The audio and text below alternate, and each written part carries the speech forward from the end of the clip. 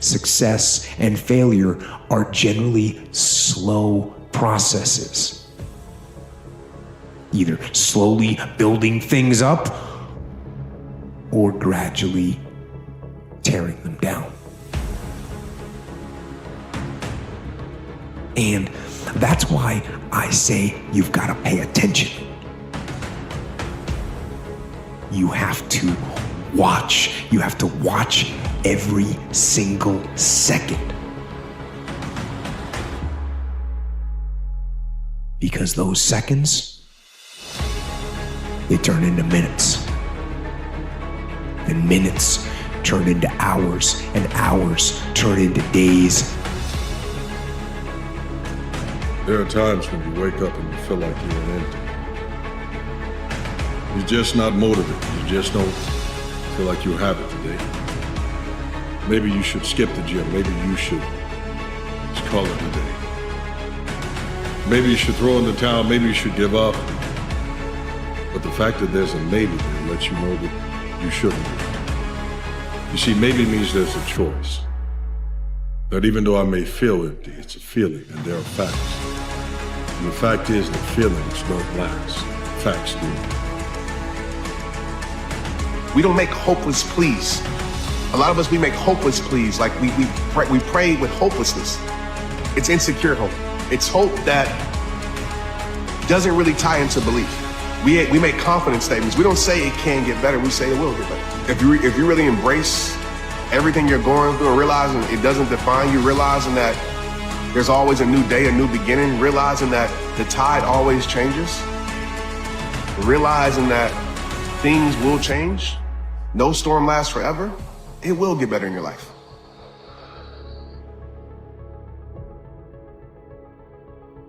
So deciding as you look at your life, as you look into the future and say, what fears am I holding on to?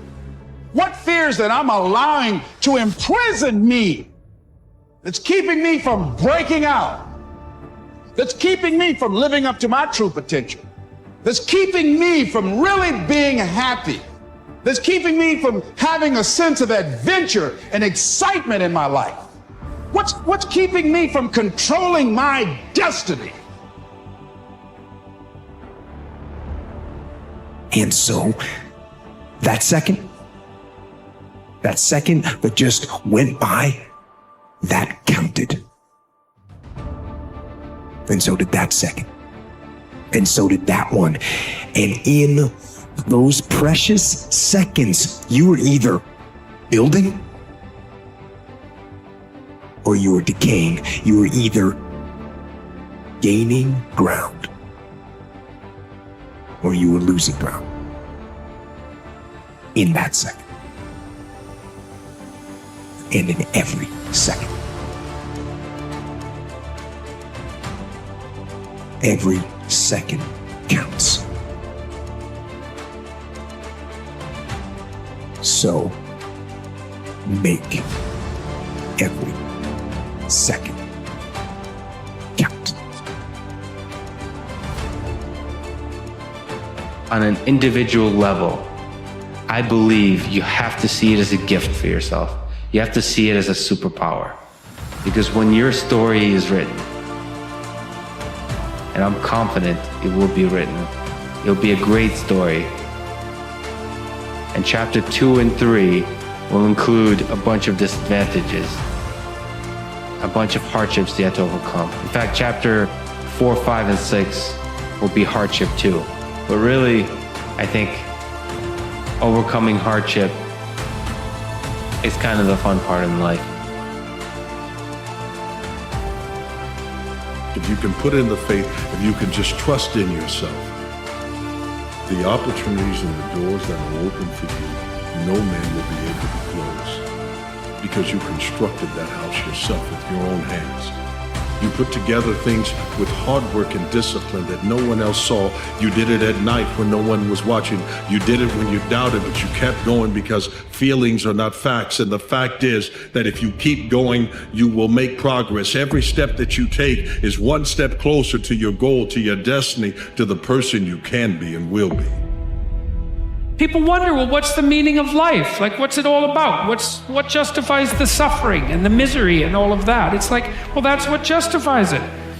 It's like you put yourself up against that. You think, okay, with all of this pushing against me, how much can I push back? Could I move the horror an inch back with all the strength that I have at my disposal? Man, and the answer to that is, yeah, you can.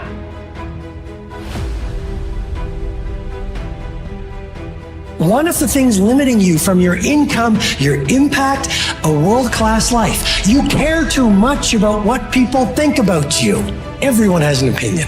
Why let the opinions of other people deny you from a life that will make history?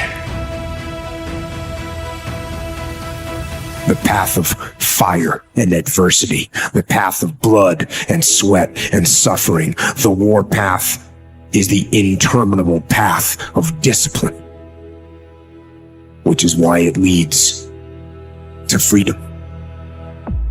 And beyond that, in the end, the war path leads to peace.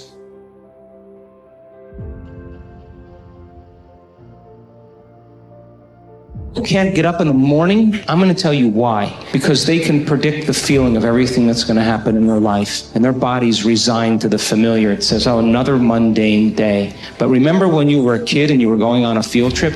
What happened then? You were up and dressed and ready to go before your parents were up, because you knew something unexpected was going to happen. That's how we should live our lives. Waking up with the understanding to expect the unexpected, and something unusual should happen in our life as a result of our efforts.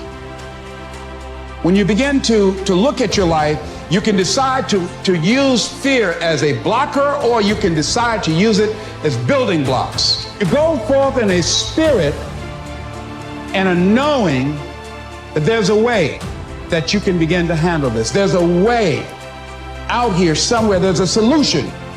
What it is that you're seeking, that you have the capacity to whatever comes up, to handle it, to face it.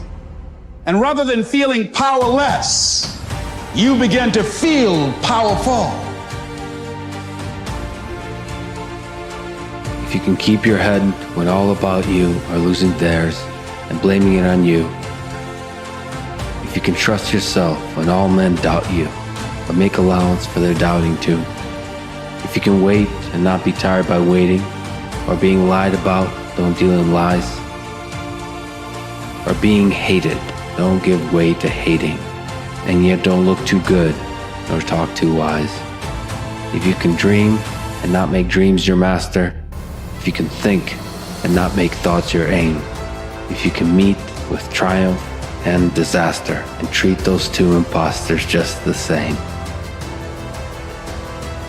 The more responsibility you take on, the more meaning your life has. And the higher degree of responsibility that you agree voluntarily to try to bear, the richer your life will be. It's like it's weight, it's responsibility, but there's glory in it. There's real glory in it. There's deep meaning in it. Yes. Life can be overwhelming. That's the way life works. It is testing you. It is going to throw problems at you, and it is going to throw them at you all at the same time. This is the way life works. Murphy's Law. It is easy to feel beaten when you're faced with all those problems at once. But let me tell you, that does not mean give up fighting. In fact, it means the opposite. It is time for you to fight harder, to dig in, to go on the war path, to assess what the problems are and decide which one you are going to attack first.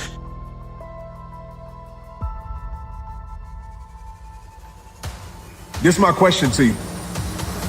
When you gonna free yourself? How long are you gonna stay in this pain expecting change to happen in your life?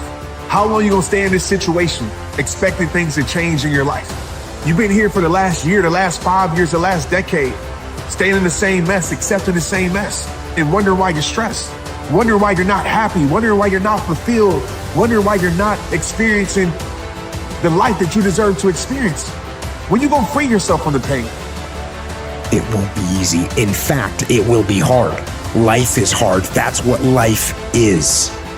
And these challenges that you face, they are going to do their best to take you down. Do not let them. Betray your destiny and see how long it takes you to be drowning in a storm. It'll happen immediately, and of course it will, because what's calling you to be your best is exactly the thing that's pushing you forward to manifest yourself most fully in the world. It's what you need. You run away from that, the boat's going to start to rock very, very quickly. Failure, hell, disappointment, discomfort is a great learning tool. And many people don't understand that, but it's these few moments in life that you have. Rocky won round 14.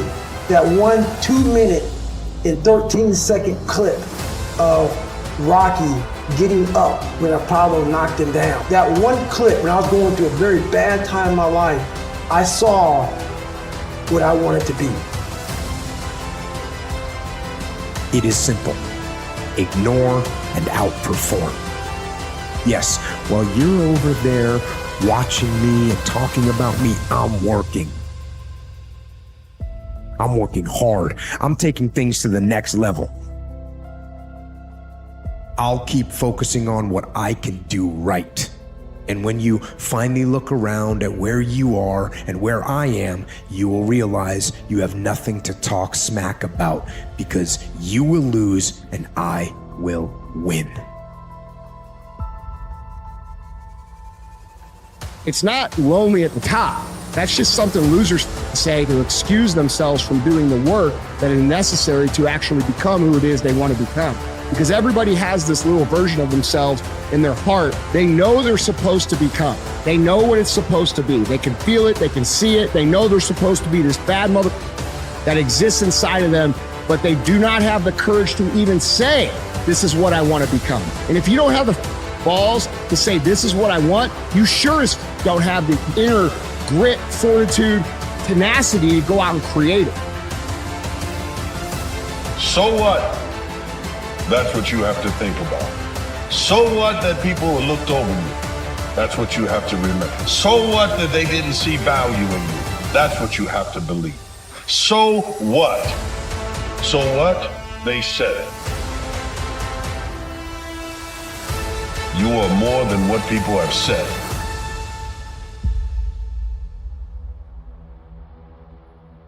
If your life isn't everything it could be, you could ask yourself, what would happen if you just stopped wasting the opportunities that are in front of you? You'd be, who knows how much more efficient, 10 times more efficient, 20 times more efficient.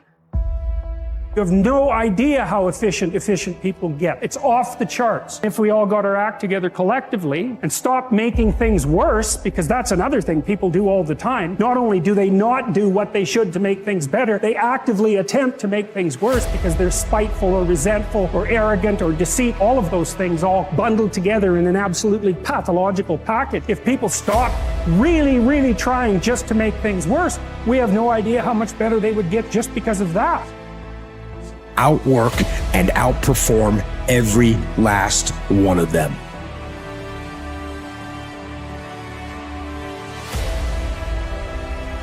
The fact that you're not going to be broken by what people have said about you. You're not going to be stopped because they have rumors or whispers or they have ideas. You're about to be so authentic, so real that when people experience you, you're not ashamed of what you've done. You're not ashamed of the mistakes you've made. Your failures fortified you. So what that you've made mistakes? Now that's to you. You've got to be able to look past the things you've done and look towards the things you will do because of what you've become, because of what you've overcome. You don't win immediately. You win through trial and error. You win by going to war. You win by battles. What do you do when 1,000 other people want exactly what you want? What if you're not the only one that wants what you want? What if there are thousands of other people who want what you want? You have to outwork them. You gotta outgrind them. You gotta get up earlier. You gotta stay up later. You gotta execute, and you gotta go from 70 to 120. I think we have it backwards. We're so worried about the external things. We're so worried about competing with other people. We're so worried about what this world thinks of us. We're so worried about all these things. The greatest victory isn't external. It isn't a follower count. It isn't a dollar account. It isn't a position in society. The greatest victory is knowing you already have victory. The greatest victory is knowing that God has already given you victory. The greatest victory is an internal victory, because it don't matter how victorious you are in the world. If you're defeated inside of you, what does it matter? Right? You have all the things in the world, but you have no peace inside of you. What does it matter?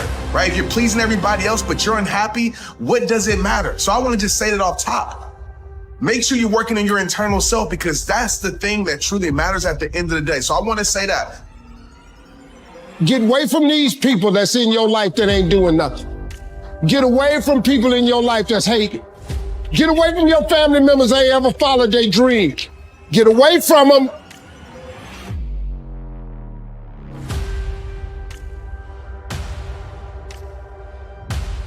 I have given every single thing, every ounce of my life to this craft, to perfecting my craft, and I continue to do so. And in the process, I have lost my mind, but in a good way. See, dirt is necessary for growth and development. Dirt builds character. Dirt gives you the push-through factor. Dirt makes you come with it when you don't feel like coming with it no more. Is somebody talking about you down on your job? Is somebody accusing you of something that you didn't do? Is somebody telling you you ain't gonna make it? See, that dirt builds character in you. When they talking about you, it teaches you to withstand it. 95% of our decisions are made by how you feel in the moment. And that is the problem. I don't care how good you are in anything, you don't have discipline, you ain't nobody. You're nothing without discipline. Because you give up on the slightest struggle without discipline. Discipline is doing what you hate to do, but do it like you love it. See, when you accept yourself and you accept fear as a fact, that means that it's something that happens. It's something that you're going to experience, but it is not a force to hold you back. It doesn't have any special power other than that you give it. So you accept the fact that you are afraid, and then you move on anyhow.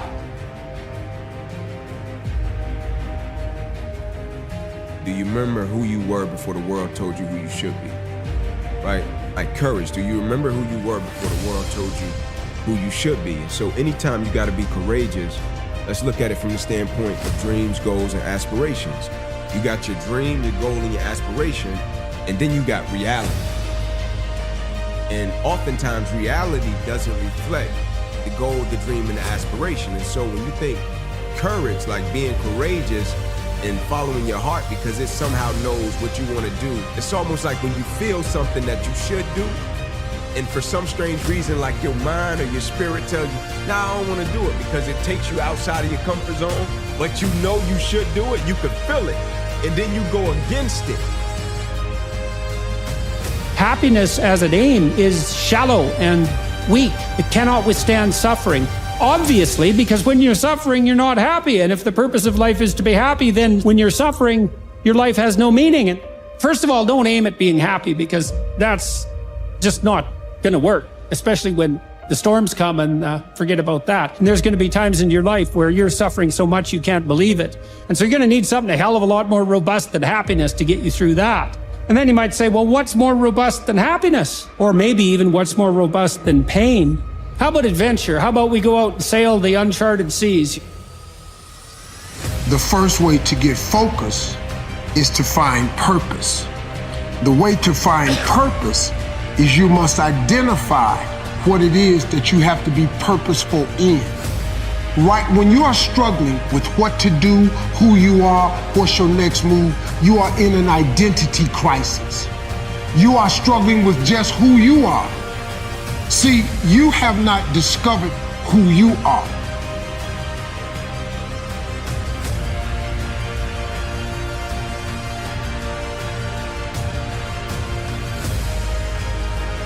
The plan gonna happen. We can delay it, right? When we don't want to be courageous, when we don't want to encounter that level of faith that we know we need along our journey for our goals, dreams, and aspirations. You can delay it, but courage, that's a different ball game. That's pressing forward in the face of opposition, adversity, uncertainty. Different ball game, but the question remains, do you remember who you were before the world told you who you should be? That's the essence of courage to me.